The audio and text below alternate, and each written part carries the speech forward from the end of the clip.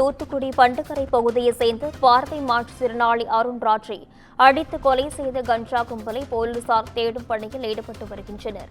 இதுகுறித்தான முழுமையான விவரங்களுடன் செய்தியாளர் மணிகண்டன் இணைப்பில் இருக்கிறார். வணக்கம் மணிகண்டன், இது குறித்தான தகவல்கள் என்ன, பதிவு செய்யுங்க. வணக்கம் நிஷா. தூத்துக்குடி ஜெர்மன் நகர் அருகே உள்ள கோயில் பிள்ளை நகரை அடுத்த பண்டுக்கரை பகுதியைச் சேர்ந்தவர் சின்னத்துறை.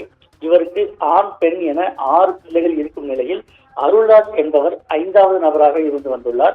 அருள்ராஜுக்கு கடந்த சில வருடங்களுக்கு முன்பு நடைபெற்ற விபத்தில் கண் பார்வை இழந்த நிலையில் இதன் காரணமாக திருமணமாகாமல் வீட்டில் இருந்து வந்துள்ளார். இந்த நிலையில் கடந்த 3 தினங்களுக்கு முன்பு அருள்ராஜ் வீட்டருகே அமர்ந்து கொண்டு அதே பகுதியைச் சேர்ந்த சதீஷ், ரீதன், முனீஸ்வரன், வில்வராஜ் மற்றும் காதர் மீரான் பகுதியைச் சேர்ந்த சங்கர் ஆகியோர் கஞ்சா மற்றும் மது அருந்திக் கொண்டு தகராறில் ஈடுபட்டதுடன் அருள்ராஜ் வீட்டு கதவை தட்டி ரகளையில் ஈடுபட்டுள்ளனர்.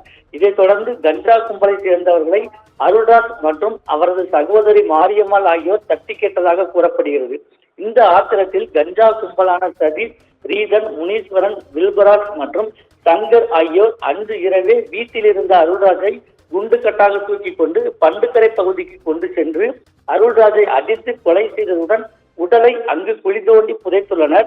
இந்த நிலையில் அருள்ராஜை காணவில்லை என உறவினர்கள் 3 நாட்களாக தேடிய நிலையில நேற்று இரவு பண்டுக்கரை பகுதியில் ஒரு கை தெரியுது என அங்கு சென்றவர்கள் கூறியதை தொடர்ந்து ஜெர்மன் நகர் போலீசார் சம்பவ இடத்திற்கு சென்று விசாரணை நடத்தினர்.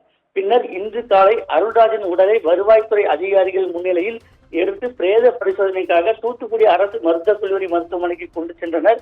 பார்வையற்ற நபரான அருள்ராஜை கொலை செய்து குழி தோண்டி புதைத்துவிட்டு தப்பி ஓடிய கஞ்சா கும்பலை போலீசார் தேடி வருகின்றனர்.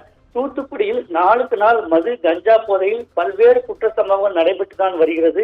ஆனால் போலீசார் இதனை கண்டு கொள்ளாமல் இருப்பதால் தான் இது போன்ற சம்பவங்கள் தொடர்ச்சியாக நடைபெற்று வருவதாக சமூக ஆர்வலர்களும் பொதுமக்களும் போலீசார் மீது குற்றச்சாட்டு வைக்கின்றனர். நிஷா, மணிகண்டன், விவரங்களுக்கு நன்றி.